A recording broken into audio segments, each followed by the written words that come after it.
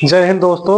Ajmer sir education classes में आपका स्वागत है। आइए आज हम लोग अध्ययन करते हैं प्रेजेंट टेंस के पैसिव वॉइस का। कल आप लोगों को बताया गया था कि पैसिव वॉइस होता क्या है, एक्टिव वॉइस और पैसिव वॉइस का संबंध क्या है। ठीक है, तो आज से हम लोग शुरू करते हैं प्रेजेंट इंडेफिनिट टेंस के पैसिव वॉइस से। ठीक है, इसका पहचान क्या होता है, पहले टाइप 1 और टाइप 2 करके हम आप लोगों को बताते हैं। ठीक है, टाइप 1 और टाइप 2 करके आप लोगों को बताएंगे ताकि आप लोगों को आसानी हो समझने में, जानने में। और ये क्लास इंपॉर्टेंट है क्लास 10th और 12th के लिए। ठीक है, क्योंकि दोनों लोग बोर्ड एग्जाम देंगे आपकी। ठीक है, और दोनों ही क्लासों में पूछा जा सकता है। ठीक है, आपके सिलेबस में भी है, तो इसलिए आप लोगों को बहुत केयर से पढ़ना है। ठीक है, तो इसलिए हम दो प्रकार से बताना चाह रहे हैं आप लोगों को। जैसे मान लीजिए पहला पहचान तो आप लोगों को हिंदी में लिखाएंगे। ठीक है, इससे क्या फायदा होगा, जैसे जो भी वाक्य आता है, ठीक है, जो भी सेंटेंसेस बनाने के लिए आते हैं, जैसे हिंदी को इंग्लिश में रूपांतरित किया जाए, तो उसमें अगर पैसिव वॉइस का सेंटेंस कोई दे दिया हो तो कैसे आप मतलब उसे रूपांतरित आप करेंगे। इसलिए आपको हम पहले बताएंगे हिंदी पहचान। ठीक है, उसके बाद इंग्लिश पहचान किस लिए इंपॉर्टेंट होता है। इंग्लिश पहचान इसलिए इंपॉर्टेंट होता है, जैसे मान लीजिए जब आपको पैसिव में कन्वर्ट करना होगा किसी भी सेंटेंस को, तो उसमें या कोई भी सेंटेंस दिया हो पैसिव वॉइस, तो उसे कैसे पहचानेंगे। ठीक है, क्योंकि वो इंग्लिश में ही दिया रहेगा। ठीक है, तो इसलिए आप बड़े आसानी से पहचान जाए। जैसे मान लीजिए कोई भी ऐसा ही सेंटेंस दिया हो, पहले हिंदी का ही बता देते हैं। जैसे आप सॉल्व कर रहे हैं passage, Hindi to English transfer कर रहे हैं। ठीक है, कोई हिंदी में दे दिया हो पैसेज को, और उसी में कहा जाता हो कि इसे इंग्लिश में आप ट्रांसलेट कीजिए, तो अगर वो कैसे उसमें पैसिव वॉइस आएगा। ठीक है, पैसिव वॉइस का वाक्य कैसे आएगा, जैसे मोहन द्वारा खाना खाया जाता है। ठीक है, ये हो गया, मोहन द्वारा खाना खाया जाता है। अब इसका हमें पैसिव वॉइस का ये वाक्य, ये क्या है, ये हिंदी ही है, लेकिन ये पैसिव वॉइस है। अगर आप इस प्रकार के पहचान को नहीं जानेंगे, ना पढ़े रहेंगे, तो कैसे इसे आप कन्वर्ट करेंगे। ठीक है, या कैसे इसे पहचानेंगे कि यह एक पैसिव वॉइस है, और वो भी पैसिव वॉइस किसका है, प्रेजेंट इंडेफिनिट टेंस का। ठीक है, इसलिए जो है पहचान बताना बेहद जरूरी है। तो इसे अगर कन्वर्ट करेंगे तो क्या हो जाएगा, फूड, खाना खाया जाता है ना, तो food is eaten, EATEN, food is eaten by Mohan. ठीक है, खाना मोहन द्वारा खाना खाया जाता है, food is eaten by Mohan हो जाएगा। ठीक है, इसी प्रकार से अगर कोई सेंटेंस दिया हो, जैसे मान लीजिए Ram goes to market, Ram goes to market. ठीक है,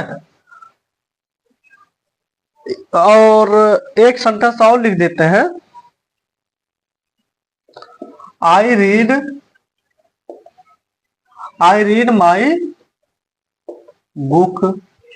ठीक है, इस प्रकार से दो सेंटेंस आप के एग्जाम में आ जाए, और कैसे आप मतलब पैसिव वॉइस में कन्वर्ट करेंगे। ठीक है, कैसे पैसिव वॉइस में कन्वर्ट करेंगे, तो जैसे मान लीजिए यहाँ जो है मार्केट है ना, मार्केट को न्यू सब्जेक्ट के रूप में करेंगे, तो मार्केट हो जाएगा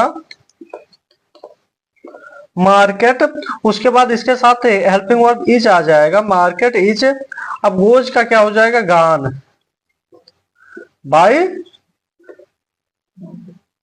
राम। ठीक है, मार्केट इज गान बाय राम, ये हो जाएगा। अब यहाँ देखिए ये फंसता है। ठीक है, ये फंसता है सेंटेंस, जैसे आई रीड माई बुक, यहाँ मैं कह रहा हूँ आई रीड माई बुक, जैसे हमने कहा आई रीड माई बुक, तो इससे आप लोग ये गेस कर ले गए कि ये प्रेजेंट इंडेफिनिट टेंस है। लेकिन अगर ये लिखा हो केवल आई रीड माई बुक, तो इसे आप कैसे जान पाएंगे ये प्रेजेंट इंडेफिनिट टेंस है कि पास्ट इंडेफिनिट टेंस है। चूंकि रीड का तीनों फॉर्म सेम होता है, रीड रेड रेड कहने में केवल मतलब अलग होता है, बाकी उसका जो स्पेलिंग होता है वो सेम होता है। ठीक है, उसका स्पेलिंग क्या होगा, सेम ही होगा। तो इसलिए इसका क्या हो जाएगा, इसका दो सेंटेंस आपको बन जाएगा, जैसे बुक माई पूरा न्यू सब्जेक्ट है, माई बुक अब क्या है, पहले प्रेजेंट में बनाएंगे तो इज, माई बुक इज, अब क्या होगा, रीड बुक, क्योंकि सिंगुलर है ना इसलिए, my book is read by by me, ठीक है। अब इसी को माई बुक वाज रीड, यहाँ केवल वाज, अगर ये पास्ट में होगा तो ये सेम हो जाएगा, यहाँ क्या हो जाएगा, वाज हो जाएगा, ठीक है, रीड बाय मी। इस प्रकार से सेंटेंस आप लोगों को दिया जाएगा, ठीक है, इस प्रकार से सेंटेंस आप लोगों को बनाया दिया जाएगा। दो प्रकार बता दिए, एक प्रकार और आ सकता है, ठीक है। जैसे मान लीजिए कोई सेंटेंस आप लोगों को दे दिया गया हो, कोई सेंटेंस आप लोगों को दे दिया गया हो और कहा जाए इसमें से करेक्ट पैसिव वॉइस कौन सा है, ठीक है। जैसे choose the correct passive voice in above sentence, ठीक है, कह they choose the correct passive voice in above sentence, 2-3 वाक्य दे दे, तो कैसे आप उसे करेक्ट कर पाएंगे, समझ पाएंगे कि यही सेंटेंस है, ठीक है। जैसे मान लीजिए 4 ऑप्शन हम दे रहे हैं आप लोगों को, जैसे हो गया choose the correct passive voice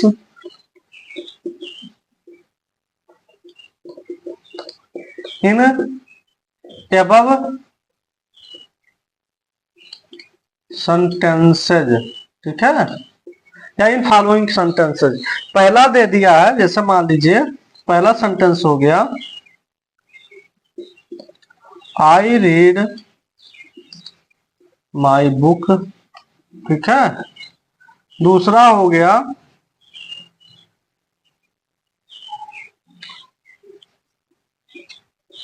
book are read by me. तीसरा हो गया book I am read by me. चौथा हो गया book is read by me, ठीक है। ये आप लोगों का 4 ऑप्शन दे दिया है, ठीक है, करेक्ट पैसिव वॉइस छापने के लिए। तो इसमें कौन सा ऑप्शन सही होगा, इसके लिए भी आप लोगों को रूल पढ़ना होगा, इसके लिए भी आप लोगों को रूल पढ़ना होगा, क्योंकि यहाँ चौथे में एकदम करेक्ट सेंटेंस है बुक इज रेड बाय मी होगा, ठीक है। बुक क्योंकि सिंगुलर है इसलिए इसलिए आई एम आर का प्रयोग नहीं होगा, क्योंकि ये एक्टिव वॉइस है। आई रेड माई बुक, ये क्या है, एक्टिव वॉइस है, ठीक है। इसलिए 2 3 4 पैसिव वॉइस है, इसमें करेक्ट पैसिव वॉइस है book is read bye me, ठीक है। इतना हो सकता है आप लोग समझे होंगे, आशा करते हैं समझ में आया होगा। अब आगे आप लोगों को बताते हैं हम, ठीक है।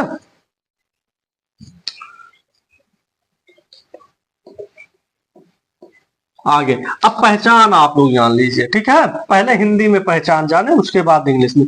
चूंकि हिंदी में सेंटेंस अगर दिया हो तो हम आसानी से उसका पैसिव वॉइस बना लें, इसलिए बेहद जरूरी है या वेरी वेरी इंपॉर्टेंट है कि हम उसका हिंदी में भी पहचान जाने, ताकि हम भ्रमित ना हो पाए। कहीं भी कोई भी सेंटेंस दिया हो, चाहे हिंदी में इंग्लिश में, हम आसानी से कर ले जाए। इसलिए जो है बेहद जरूरी है कि हमें पहचानना जरूरी हो जाता है कि कौन सा सेंटेंस पैसिव वॉइस है, चाहे वो हिंदी में हो या इंग्लिश में हो, या किस प्रकार से हम एक्टिव वॉइस को पैसिव वॉइस में कन्वर्ट करें। इसके लिए भी हमें ध्यान देने की जरूरत है, ठीक है।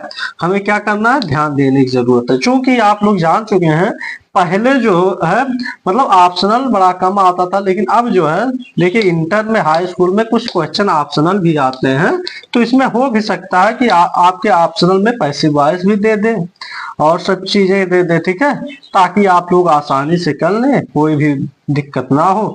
इसलिए हम चाहते हैं कि आप लोग बेहद और संजीदगी के साथ आप लोग पढ़ाई मुकम्मल कर ले और देख ले, जान ले, ठीक है। एग्जाम पीरियड में बैठने से पहले सब पोर्शन अपना क्लियर कर ले, ठीक है। इसलिए आप हमसे जुड़े रहे, अजमेर सर एजुकेशन क्लासेस से जुड़े रहे, ताकि आप लोगों की पढ़ाई जो है बहुत बेहतर हो जाए, ठीक है, निखार आ जाए।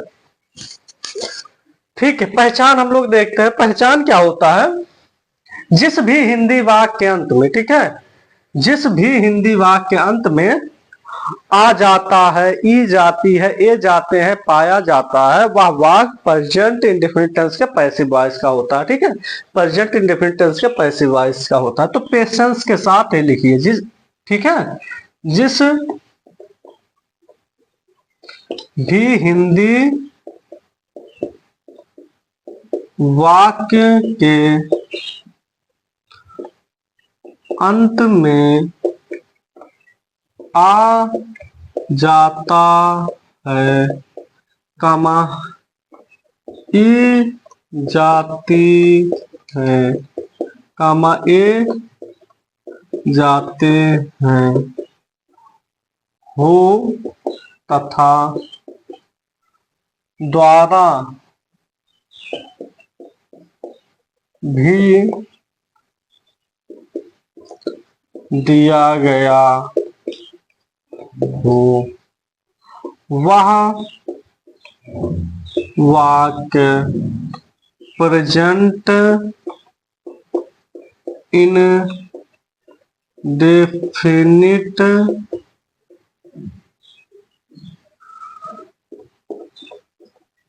टेंस के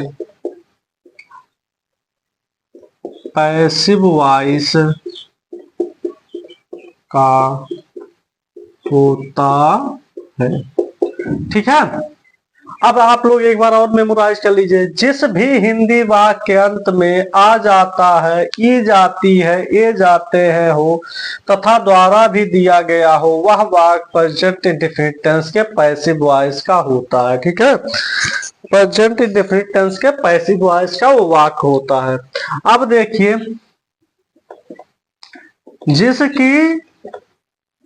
जिसकी सहायक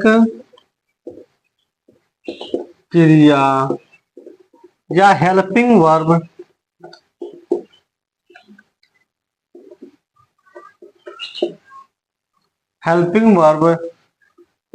is comma is oblique M oblique are, is M are होता है तथा सदैव वाक्य में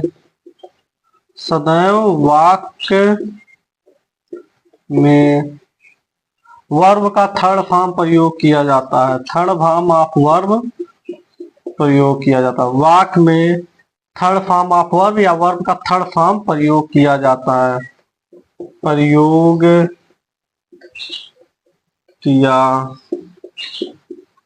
जाता है। अंडरस्टैंड?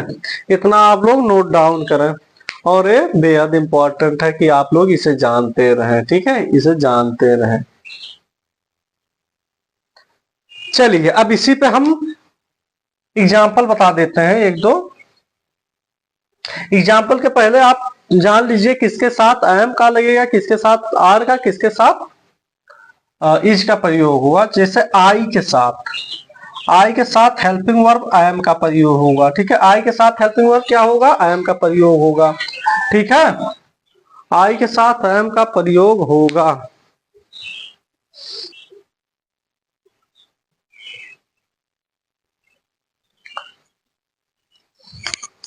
तो देखते हैं आई के साथ किसका प्रयोग होगा? आई एम का प्रयोग होगा। उसके बाद वी, दे, यू, इनके साथ किसका प्रयोग होगा? आर का प्रयोग होगा। इन सभी के साथ किसका प्रयोग होगा? आर का प्रयोग होगा। तथा ही, सी, इट, आर नेम, इनके साथ किसका प्रयोग होगा? इन सभी के साथ इज का प्रयोग होगा। ठीक है, इन सभी के साथ इज का प्रयोग होगा। ठीक है, इन सभी के साथ किसका प्रयोग होगा? इज का प्रयोग होगा। ठीक है, लिखते रहिए आप लोग।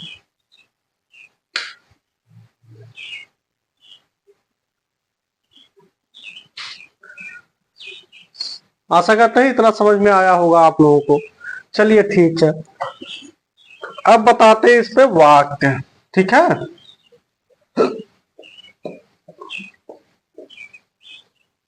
इस पे हम आप लोगों को वाक्य बताते हैं। जैसे क्या होगा,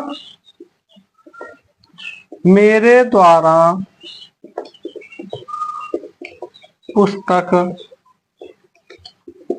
पढ़ा जाता है। मेरे द्वारा पुस्तक पढ़ा जाता है तो क्या हो जाएगा, मेरे द्वारा पुस्तक पढ़ा जाता है तो हो जाएगा बुक।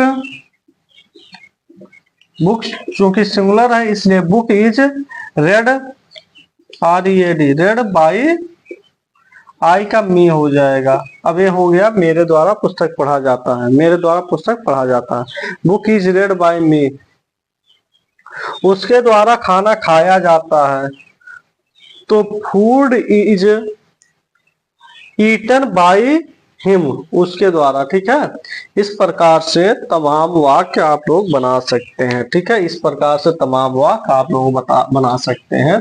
और अभी आप लोगों को वाक्य बताते हैं। जैसे राधा द्वारा गाया जाता है, राधा द्वारा गाना गाया जाता है तो song is sung by Radha. Mohan द्वारा नृत्य किया जाता है तो dance is danced by Mohan.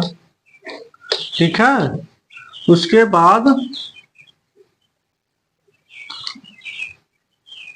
जैसे हमारे द्वारा इंग्लिश पढ़ाया जाता है तो English is taught by us. ठीक है, इस प्रकार से हमारे द्वारा इंग्लिश पढ़ाया जाता है, ऐसे वाक्य हो जाते हैं। ठीक है, फिर आपका होता है कुछ सब्जेक्टिव केस और कुछ ऑब्जेक्टिव केस होता है। ठीक है, जैसे मान लीजिए कोई सब्जेक्ट फॉर्म है,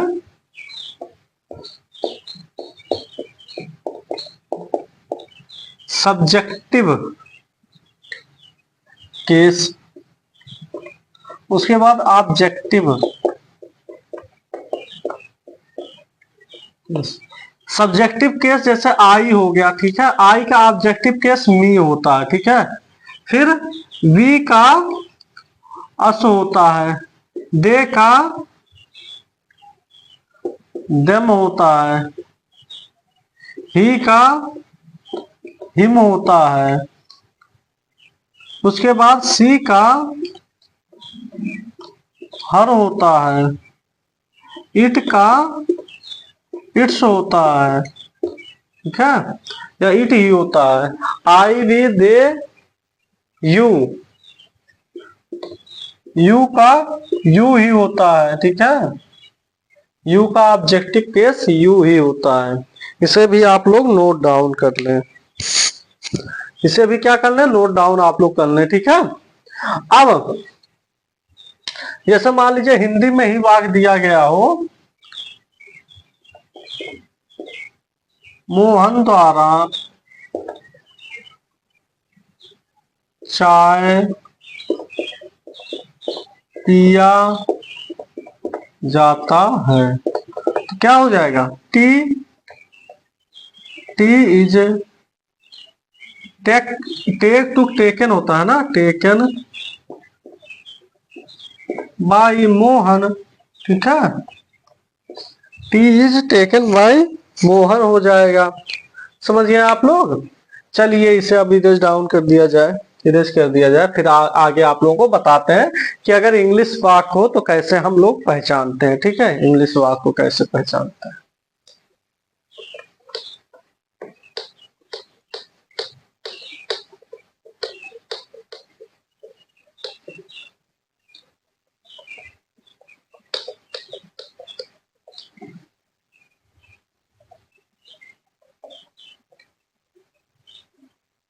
अच्छा हाँ, अब हम कैसे पहचानेंगे कि इंग्लिश में कोई सेंटेंस दिया हो, इंग्लिश में कोई सेंटेंस दिया हो तो कैसे हम पहचानेंगे कि वो प्रेजेंट इंडेफिनिट टेंस का पैसिव वॉइस है। ये भी तो जरूरी है पहचानना कि इंग्लिश में कोई सेंटेंस दिया हो और प्रेजेंट इंडेफिनिट टेंस का पैसिव वॉइस है भी या नहीं, कैसे हम पहचानेंगे। तो जान लीजिए, जिस भी इंग्लिश वाक्य में, ठीक है, in which English sentence we find helping verb is am are and third form of verb is called, it is the passive voice of present indefinite tense. ठीक है, यदि किसी भी हम इंग्लिश वाक्य में किसी भी इंग्लिश सेंटेंस का हेल्पिंग वर्ब यदि इज एम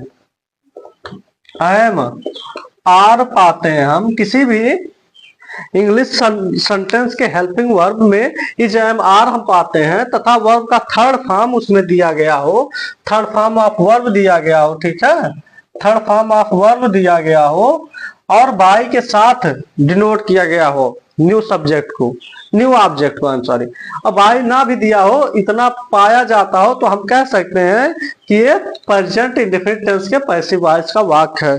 क्या कह सकते हैं? प्रेजेंट इंडेफिनिट टेंस के पैसिव वॉइस का वाक्य है। ठीक है, प्रेजेंट इंडेफिनिट टेंस के पैसिव वॉइस।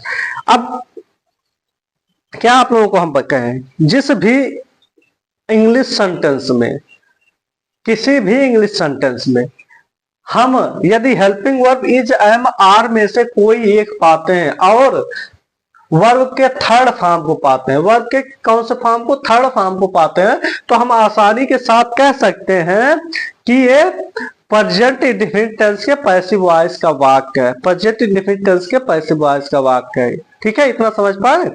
चलिए, आशा करते हैं आप समझे होंगे। और उसी को आप इंग्लिश में परिभाषित कर सकते हैं। कैसे कर सकते हैं? इन विच English sentence we find out helping verb is am are and third form of verb then is called the passive voice of present indefinite tense। Understand? passive voice of present indefinite tense।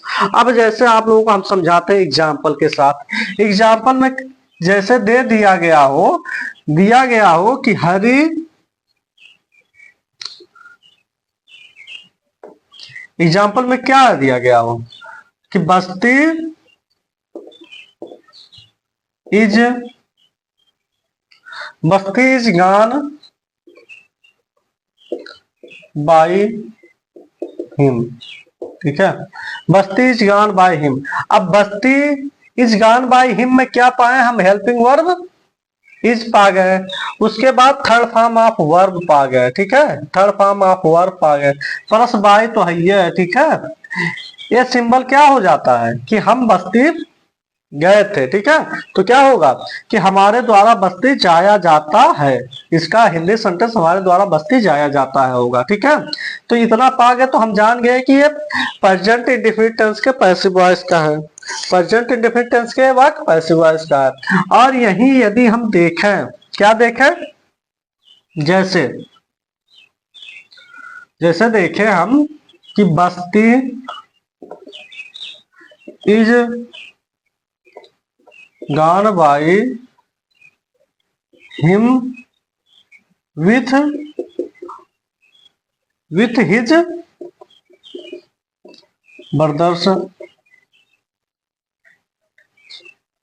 Brothers. ठीक है, अब भी ये क्या है? Passive voice ही है, क्योंकि gone third form of verb plus helping verb, ये दोनों हमें पाए यहाँ पे। ठीक है, ये दोनों हमें मिल गया इस सेंटेंस में। ठीक है, इस सेंटेंस में ये दोनों हमें मिल गया, तो इस प्रकार से पैसिव वॉइस हो जाएगा। ठीक है, इस प्रकार से भी आप पैसिव वॉइस कन्वर्ट कर सकते हैं, चूज कर सकते हैं, फाइंड आउट कर सकते हैं। ठीक है, अब आप लोगों को रूल बताते हैं। ठीक है, रूल, इसमें भी 6 रूल ही होते हैं। ठीक है, जैसे आप टेंस में पढ़े थे कि 6 रूल होते हैं, इसमें भी 6 रूल होते हैं। ठीक है, जैसे आप टेंस में पढ़े थे कि जो है affirmative, negative, single interrogative, negative, double interrogative, negative, same यहाँ भी वही होता है। ठीक है, सेम यहाँ भी वही होता है, केवल वो एक्टिव वॉइस होता है, ये पैसिव वॉइस होता है। ठीक है, केवल वो एक्टिव वॉइस है, ये क्या है?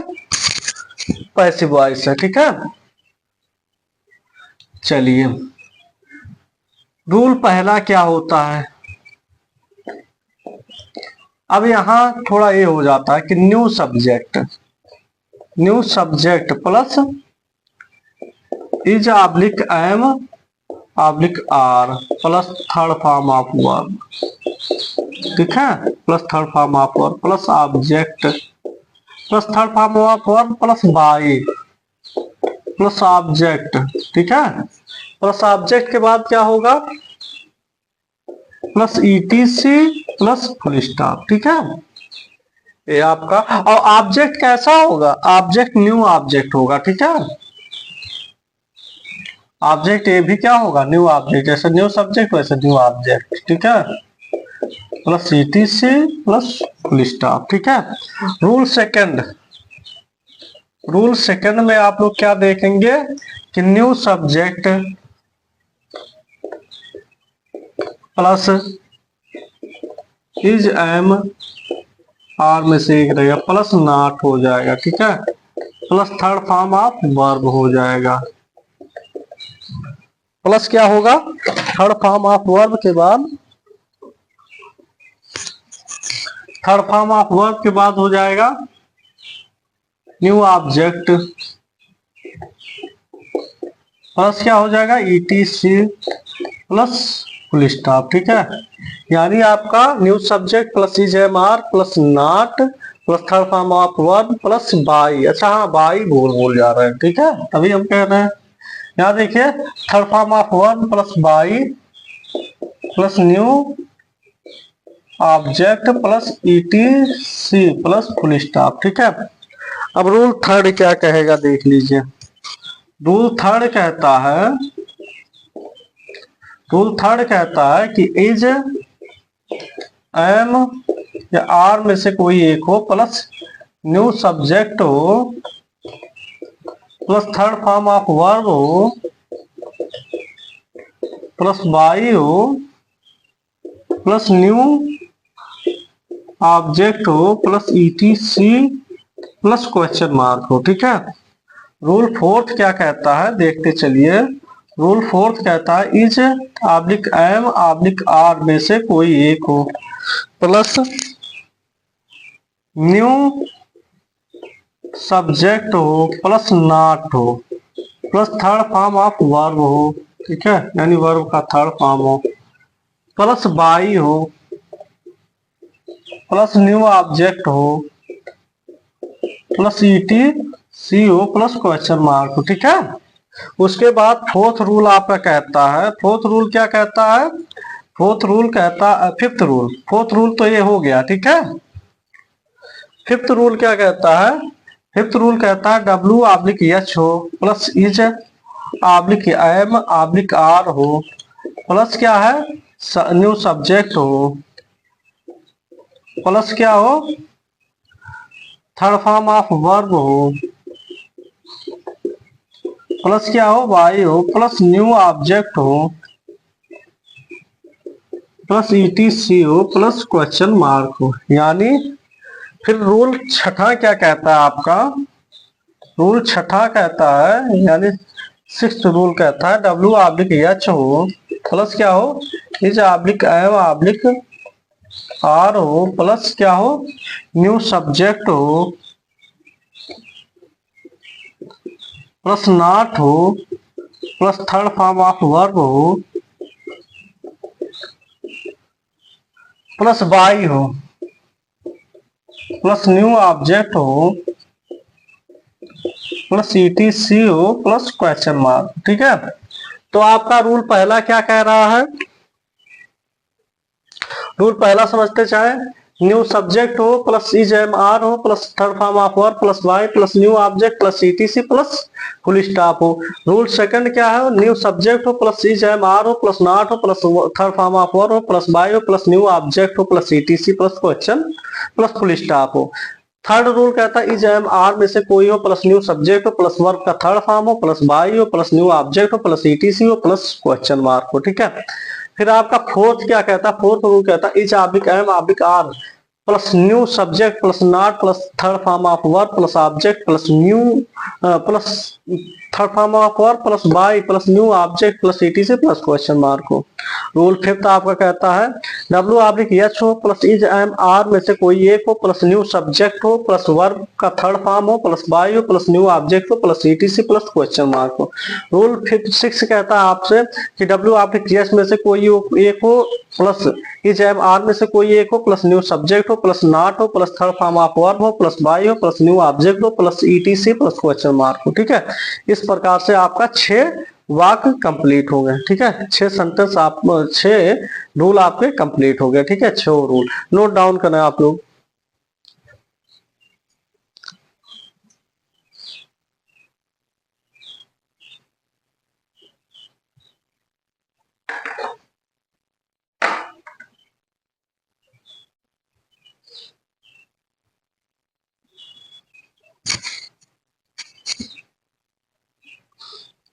आशा करते हैं आप लोग समझे होंगे। आज बारिश यहाँ हो रहा है। ठीक है, अब हम हिंदी का सेंटेंस आप लोगों को बता चुके हैं। ठीक है, हिंदी में कैसे वाक्य होता है। ठीक है, वो तो आप लोग समझिए। ठीक, अब आगे आप लोगों को इस पे हम बताएंगे कैसे इंग्लिश सेंटेंस को पैसिव वॉइस बनाएंगे। ठीक है, आप लोग जैसे आई एग्जाम्पल, एग्जाम्पल पहले का होगा। ठीक है, I go to school with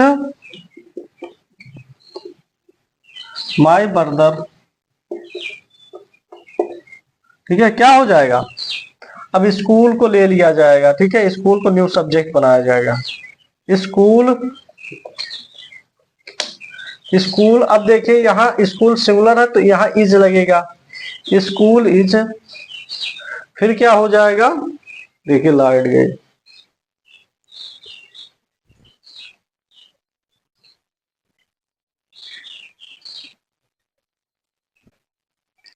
क्या हो जाएगा आपका, स्कूल इज।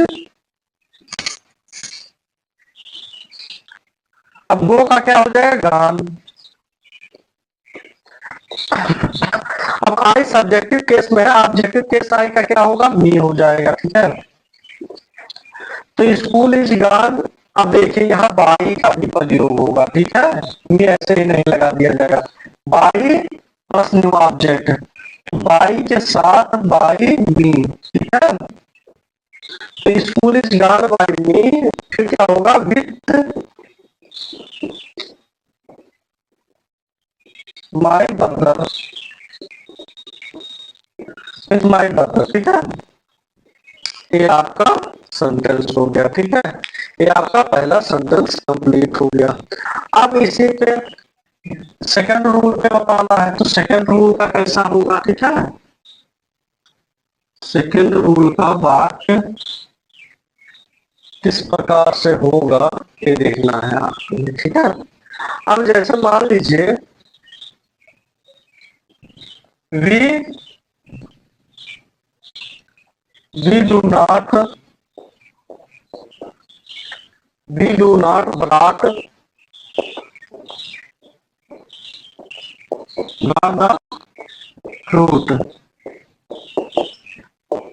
ठीक है, we do not block the fruit, तो क्या हो जाएगा, न्यू सब्जेक्ट में फ्रूट हो जाएगा, न्यू सब्जेक्ट में फ्रूट,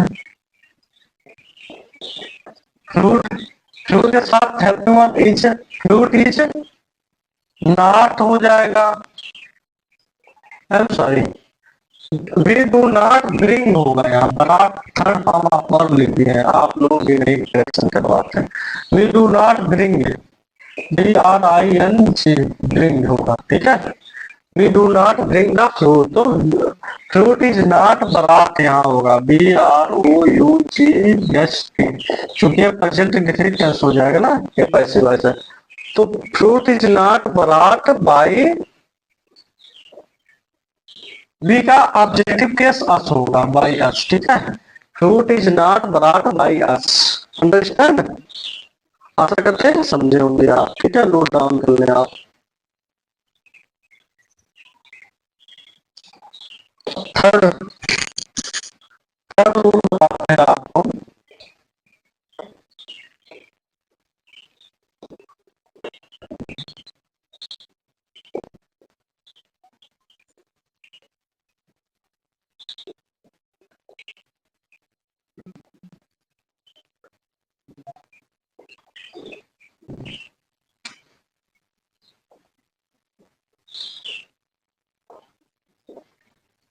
डज तीसरा का हो गए। Does Ram want to eat food, ठीक है, टू ईट फूड, तो क्या हो जाएगा, डज का इज हो जाएगा। Is food, is food wanted, is food wanted to eat by Ram. यहाँ जो है क्वेश्चन मार्क रहेगा, यहाँ भी क्वेश्चन मार्क रहेगा, ठीक है। Is food wanted to eat by Ram, does Ram want to eat food, ठीक है। इस प्रकार से कंप्लीट हो जाएगा। फिर आपका तीसरा रूल कंप्लीट हो गया, ठीक है। तीसरे रूल के बाद चौथा रूल का एग्जाम्पल हम लोग लिखते हैं। चौथे का एग्जाम्पल क्या होगा,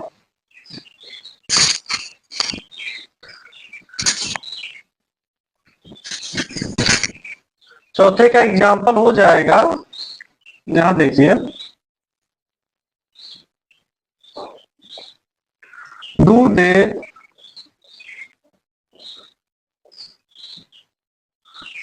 they not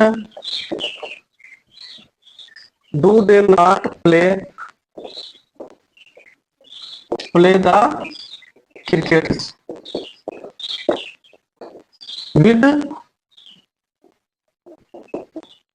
their friends, question mark, ठीक है। क्या हो जाएगा, डू का क्रिकेट लेंगे ऑब्जेक्ट, क्रिकेट के साथ इज लगेगा, is cricket, CRICKET, is cricket, is cricket played, is cricket not played हो जाएगा, ठीक है, क्योंकि निगेटिव है ना, तो is cricket not played, is cricket not played by, they का क्या हो जाएगा, them, is cricket not played by them with dear friend,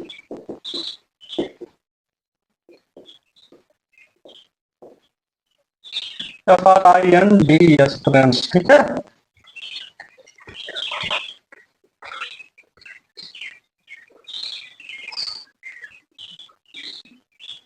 with dear friends,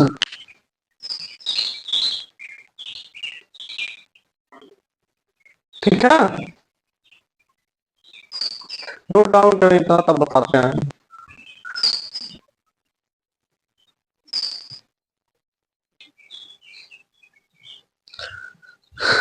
तो देखिए फोर्थ रूल भी हम लोग कर चुके हैं।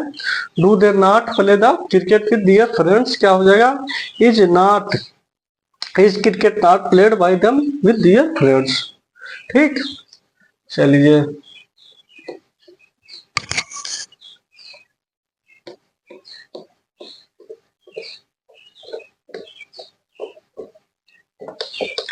अब पांचवा रूल, अच्छा आठवां रूल पे एग्जाम्पल,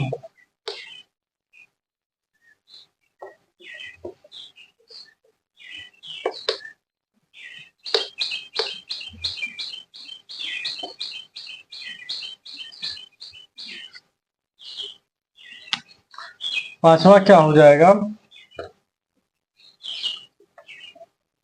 भाई do I, why do I वास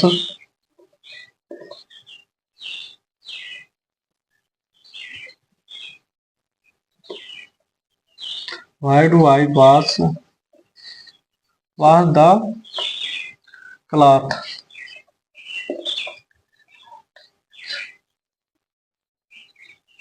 Cloths.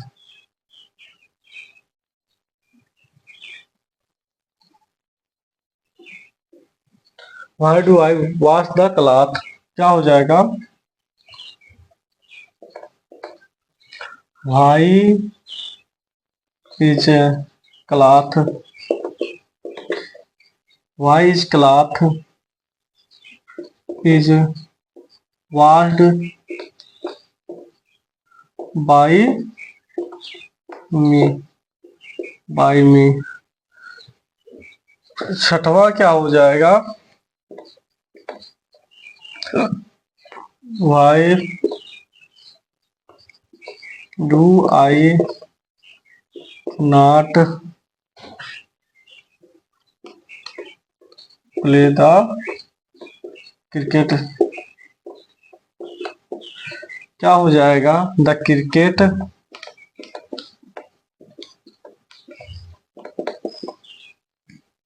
क्या हो जाएगा?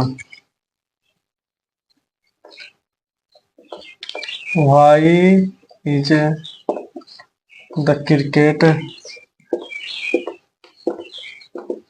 is not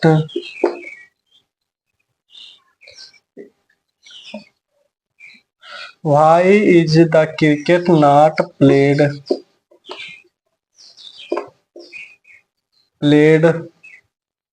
Why is the cricket not played by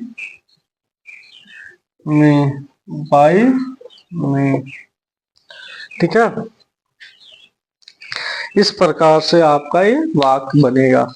आशा करते हैं आप लोग आसानी से समझे होंगे और इसे करते रहिए, लगाते रहिए। पुनः मिलते हैं हम लोग आप लोगों से नेक्स्ट वीडियो में। तब तक के लिए धन्यवाद। चलिए फिर मिलते हैं नेक्स्ट वीडियो में। जय हिंद।